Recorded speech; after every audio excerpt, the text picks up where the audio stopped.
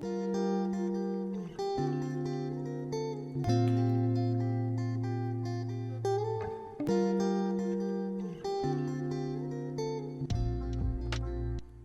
guys, so today the Korean stew that I'm going to make for you is the famous Sundubu-Jjigae, which is a tofu stew. And as with a lot of Korean stews, the base of it is actually made with a lot of meats, a lot of flavor. Like sometimes it's anchovy broth, sometimes it's like pork, sometimes it's beef. As well. So we will do our job in doing a veganized version of this that is still super hearty, super savory, super delicious. Also super quick and easy. So I hope you guys all enjoy this one. Okay, so let me just start preparing the main ingredients to the soup first. So this is just some grocery store vegan meat crumble that I found. You can substitute for TVP, you can crumble up some tofu, you can even do like lentils if you wanted to. I have kind of some soft tofu, and then we'll start preparing kind of the vegetables for this. So how much you make really depends on how big your stew is going to be or how many people you're going to make this for. So I'd say this stew is for probably 1 to 2 people. Probably just going to put in a half of an onion.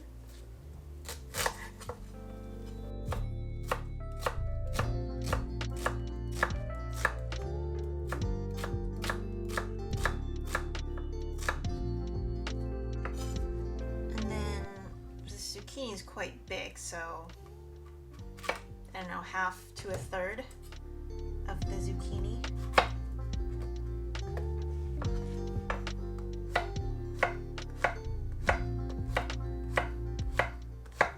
So sometimes I think what they end up using is something that's bigger than scallions, so it kind of looks like leeks.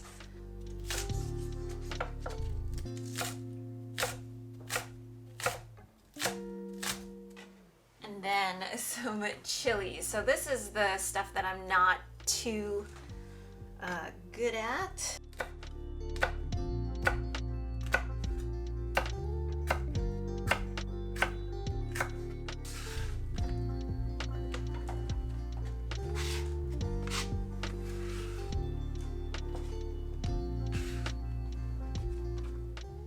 And the other ingredients to this are actually pretty few. We can add a couple more later, but so I have soy sauce, sesame oil, this is just some rice wine, some of the Korean chili pepper, and then also some garlic. So really easy. We're gonna go get started.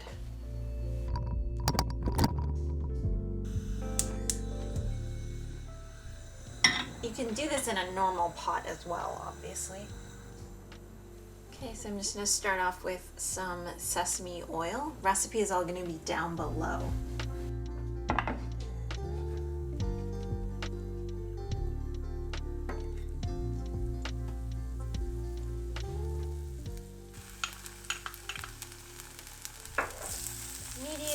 Medium-high heat.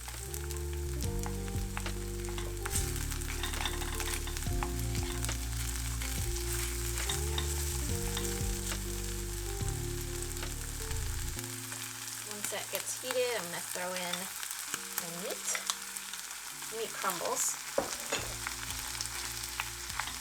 So if you did want to make this a bit more meaty, I've told you guys before, sometimes like I'll add in just a little bit of yeast extract, and that will kind of make this more meaty, but I think that there's enough flavorings to this stew that it's fine.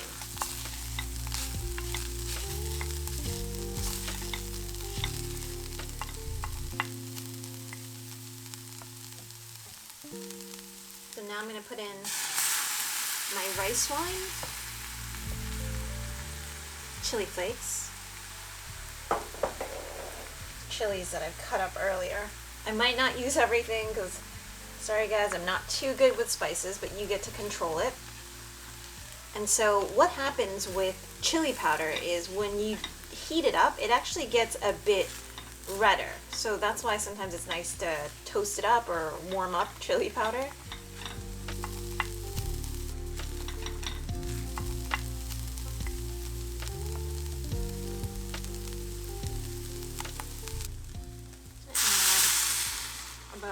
400 milliliters of water. Normally I would say cook it a little bit longer if it was, you know, actual meat, but this is going to be fine. We're going to bring it to a boil, but I'm going to just add in kind of the rest of my ingredients here. So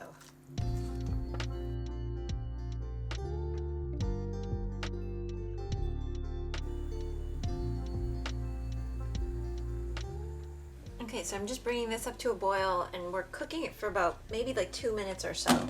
I just want to make sure that the zucchini is cooked, well, to the degree that you want.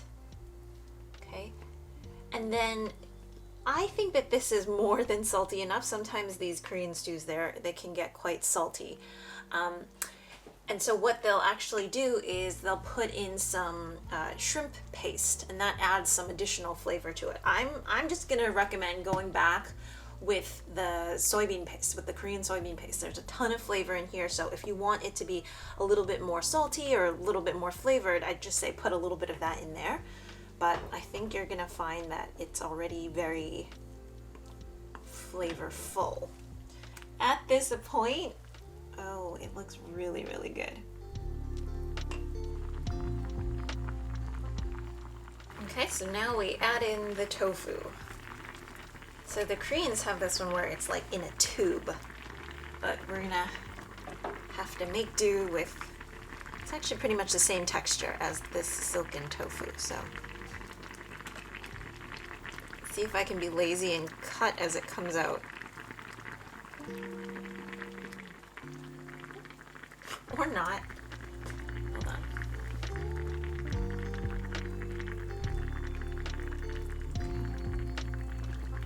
Okay. So what's hard about cooking in these pots is it can overflow on you.